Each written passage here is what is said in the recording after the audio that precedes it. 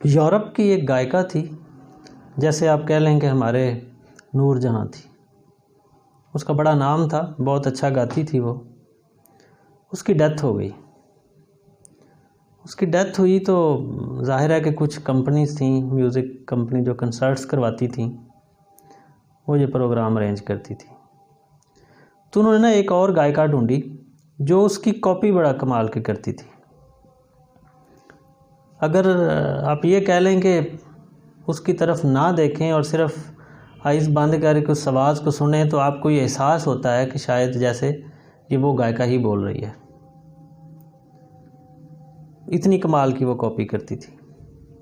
तो एक music company ने उससे बात की कंसर्ट के लिए और एडवर्टीज़मेंट करवाई, और एडवर्टीज़मेंट में ये लिखवाया कि वो गायिका जो मर गई थी वो वापस आ गई है।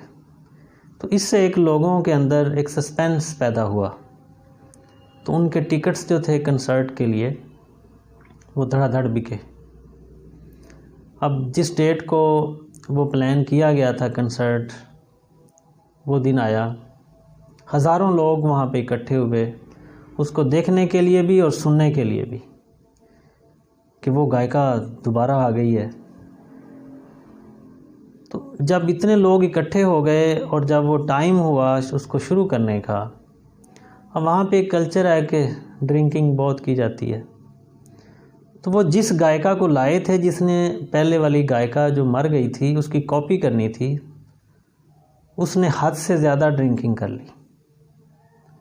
अब जब बहुत ज़्यादा ड्रिंकिंग कर ली तो वो अपने हवास पे काबू नहीं रख सकी। तो उसकी हालत जो थी ना वो थोड़ी ऐसी हो गई कि उसको स्टेज के ऊपर ले के जाना और उससे वो सिंगिंग करवाना एक प्रॉब्लम थी, क्योंकि वो उस कंपनी भी बड़ी एक मशहूर कंपनी थी और लोग भी एक एक्सपेक्टेशन और सरप्राइज़ के साथ आए थे। तो इससे वो जो म्यूज़िक कंपनी की मैनेजमेंट थी वो थोड़ी परेशान हो गई कि अब हमें क्या करना चाहिए। अब इसकी तो हालत ऐसी नहीं है कि ये वहाँ जाके सामने जाके सिंगिंग कर सके। तो उन्होंने फौरी से अपनी एक मैनेजमेंट की मीटिंग बुलाई और इसके ऊपर गौर किया कि अब हमारे पास ऑप्शंस क्या हैं। तो उनमें से कुछ लोगों ने तो ये ऑप्शन दी कि हमें ये अनाउंस कर देना चाहिए कि ये इसकी गलती है, हमने तो सारा कुछ वेल प्लान किया था, इसने ड्रिंकिंग ज़्यादा कर लिया या अब इस हालत में नहीं है कि ये सिंगिंग कर सके, तो लिहाजा हम ये कंसर्ट नहीं कर सकते। इससे ये होगा कि हमारे ऊपर नाम नहीं आएगा, सारा कसूर इसके ऊपर आ जाएगा। जो तो मैनेजमेंट का दूसरा पार्ट था वो इससे एग्री नहीं था। वो कहते थे इससे हमारी बदनामी होगी, क्योंकि हमने कमिट किया है लोगों के साथ कि हम इस गायिका को लाएंगे और उसमें हमने ये नहीं कहा कि फ़लाँ गायिका आएगी। तो अब लोग ये समझेंगे कि शायद हम ऐसा कुछ अरेंजमेंट नहीं कर सके, लोगों ने टिकट लिए हैं, तो इससे हमारी कंपनी जो है ये बर्बाद हो जाएगी। तो इसका हल ये है कि हम इसी को इसी हालत में स्टेज पे भेज दें। ये जैसा भी परफॉर्म करेगी इससे हमारे ऊपर लायबिलिटी नहीं आएगी, थोड़ी कम हो जाएगी कि हमने इसको बुलाया था, अरेंज किया था, ये इसकी गलती है कि इसने ये किया। इसी बात के ऊपर वो सारे लोग मुत्फिक हो गए और उसको वो जो मदहोशी के आलम में थी उसको वो हज़ारों के ऑडियंस था सामने, माइक लगे हुए थे, स्टेज तैयार था, उसको उन्होंने पकड़ा और स्टेज पे खड़ा कर दिया। अब इंसान जो काम कर रहा होता है ना, जहाँ से उसकी बुनियाद होती है, वो जब उस तरह का माहौल देखता है तो उसका अंदर वो चीज़ दोबारा से जाग उठती है। तो जब उस खातून ने, उस गायिका ने इतने लोगों को हाथ हिलाते हुए, शोर मचाते हुए देखा और आगे माइक देखा, तो वो उस मदहोशी के आलम में गाना शुरू हो गई। और जब उसने गाना शुरू किया तो लोग इतने ज़्यादा इम्प्रेस हो गए, इतना ज़्यादा एक वलवला और जज्बा पैदा हुआ कि लोग पुरानी गायिका को भूलना शुरू हो गए। वजह क्या थी कि वो गायिका आज कॉपी करना भूल गई थी अपने उस मदहोशी के आलम में। वो अपने जो उसकी असल क्वालिटी थी ना सिंगिंग की, वो उस क्वालिटी से वो गाना शुरू हो गई थी। और मैनेजमेंट थोड़ी परेशान भी थी कि हमने तो उसका नाम लिया था कि वो आ गई है और ये किसी और टून में गा रही है। कुछ खुश भी थी कि ये बहुत अच्छा गा रही है, उससे भी अच्छा गा रही है। तो मिक्स से जज्बात थे। तो इस इंस्टांस से पता क्या चलता है हमें इस बात से कि हर इंसान के अंदर अल्लाह ताला ने एक यूनिक क्वालिटी रखी है। जैसे अरबों लोग रहते हैं दुनिया के अंदर और अल्लाह ताला ने एक यूनिक फिंगरप्रिंट्स रखे हैं, जो किसी के फिंगरप्रिंट्स किसी दूसरे के साथ मैच नहीं करते। ऐसे ही अल्लाह ताला ने हर इंसान के अंदर एक यूनिक क्वालिटी भी रखी है। उस यूनिक क्वालिटी को हम पहचान नहीं पाते।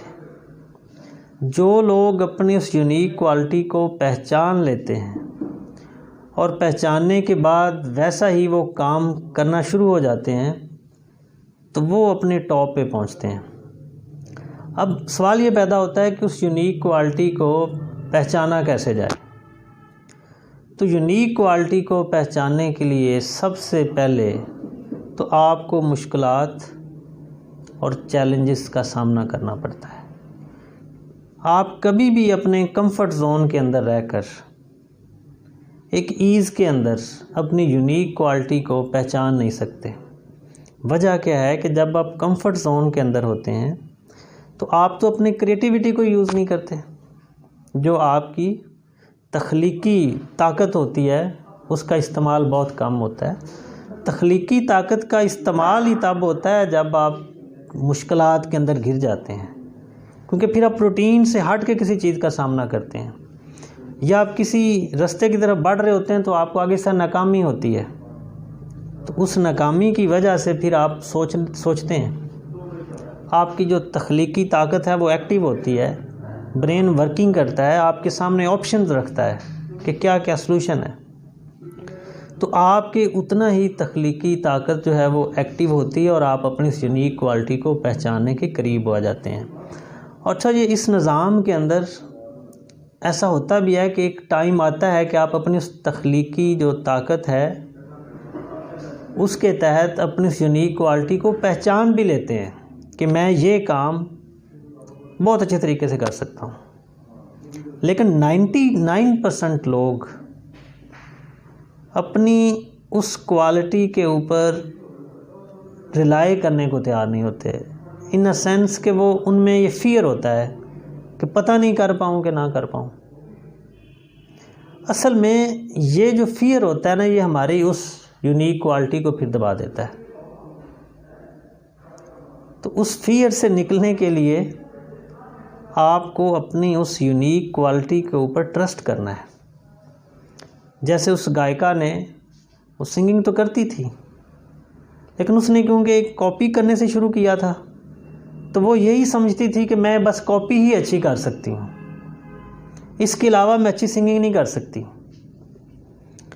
लेकिन एक सिचुएशन ऐसी बन गई, एक माहौल ऐसा बन गया कि उस दिन उसको वो चीज़ याद ही नहीं रहा कि मैंने कॉपी करनी थी। तो वो उस मुश्किल के अंदर, उस सिचुएशन के अंदर उसको ये मौका मिला कि वो अपनी इस क्वालिटी को यूज़ कर पाई। और आपको दुनिया में कई इस तरह की मिसालें मिलती हैं।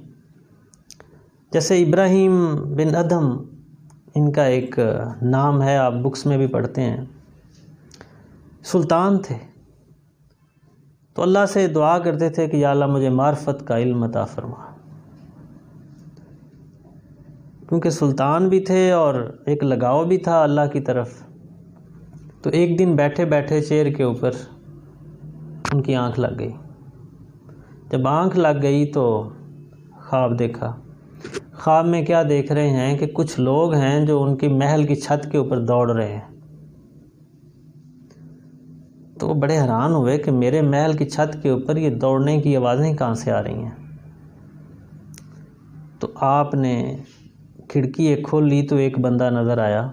उससे पूछा कि तुम लोग कौन हो और यहाँ क्या कर रहे हो।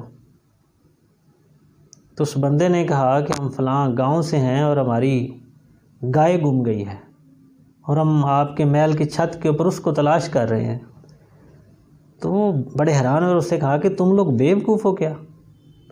तुम्हारी गाय का मेरी छत के ऊपर क्या काम है? तो आगे से उसने कहा कि जी बेवकूफ़ तो आप हैं कि एक सुल्तान की कुर्सी पे बैठ के आप दुआ करते हैं कि मुझे मार्फत मिल जाए। इससे बड़ा भी कोई बेवकूफ़ हो सकता है? तो उसके बाद उनकी आँख खुल गई।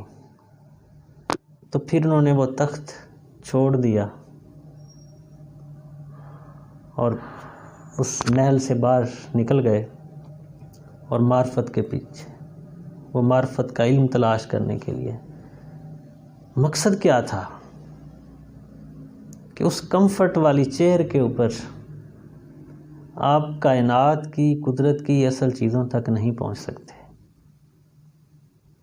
इसलिए अल्लाह ताला ने अपने अंबिया को भी आजमाइशों में और मुश्किलात से गुजारा है, तब भी वो पहुँचे।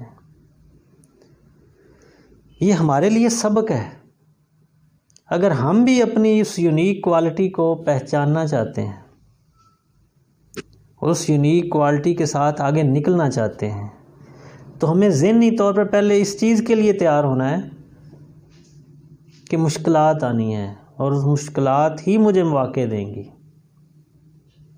अगर मुश्किलात नहीं हैं तो आप कंफर्ट जोन से बाहर नहीं निकलेंगे और कोई अच्छी क्रिएटिविटी आप कर नहीं सकेंगे और आपकी अपनी यूनिक क्वालिटी तक पहुंचना बहुत मुश्किल हो।